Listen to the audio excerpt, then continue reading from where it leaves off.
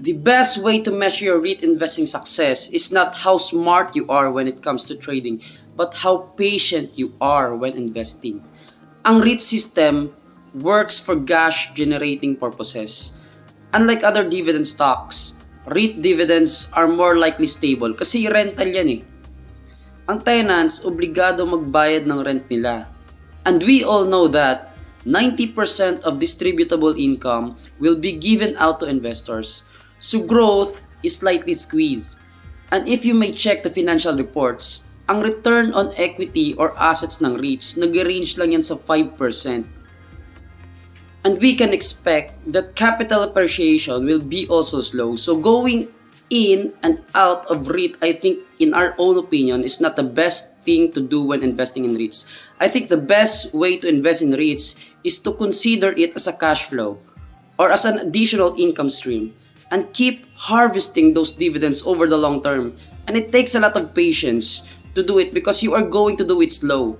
Reinvest all the dividends and let it compound over the years. So enhancing our patience as a REIT investor will help a lot in our investing success in REITs. Madami kasing malilikot yung kamay at malilikot yung isip. Uy, si Juan kumita ng 20% kahapon. Uy, si Mark kumita ng 30% kanina lang. Don't be too obsessed with short-term results. REIT investment is not a get-rich-quick scheme.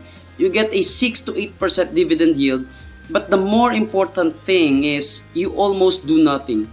So in other words, this kind of investment is boring. So what do mostly REIT investors do? Check interest rates, inflation, occupancy rates, lease expiries, quarterly reports, dividend payouts. We can check that for an hour of a day. So kung na-check mo na yan, what we do is sit on cash, wait for your buy signal. So kapag nakabuy ka na, we are back to our normal life again. Then invest again in the next payday.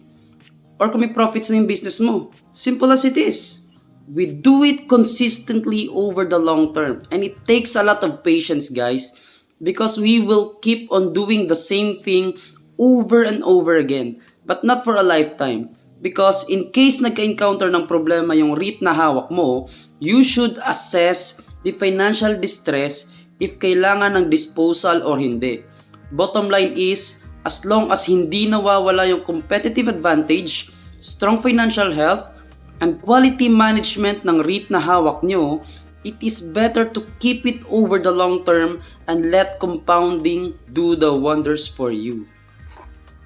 So if you are locked in with your long-term goals and you have this extreme patience in you, you will reap the benefits of having a huge dividend yield on cost over the course of your investing journey. So like for example guys, no, if you bought a REIT right now and you are earning 7% yield, it would not be the same 5 to 10 years from now because of dividend growth. It can be from rental escalations, property acquisitions, and many more. I think dividend growth is not going to be that consistent in growing, but it's going to have a significant change over the long term. Like for example with Warren Buffett, when he bought Coke at 1.3 billion and after decades of owning it, he is now earning 704 million in dividends, amounting to a 54% return on dividends alone. Imagine how big it is, harvesting the fruits of his labor for years of investing and having this amount of dividends by almost doing nothing. That is the power of patience. Actually guys, madami pang ways to benefit from patience in your lifestyle. Like for example, you can delay gratification. Like if you want to buy a car for your transportation, medyo magtyaga-tyaga ka muna, then invest the cash instead. But you can buy it later on if there is already a lot of cash going in from your dividends. Also, success doesn't come overnight. You need to be patient with your investments to grow, one step at a time. If you zoom it in the short term, there will be lots of ups and downs. But if you manage to be patient and overcome those zigzags in your life, you may be able to see your true growth over time. So one more thing is a small sacrifice like a big portion of your bonuses and 13th month pay because it can help a lot lalo na kung nasa 20s ka pa lang. Compounding will make wonders for this extra cash. The way I tell you this seems so easy, but it takes a lot of motivation and encouragement to achieve this kind of patience. But if you manage to improve your patience near perfection, it can be a life-changing characteristic for you.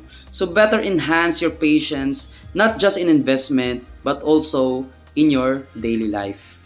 So that's all for today, guys. Thank you for watching. We will be uploading more educational videos soon. So like, share, and subscribe.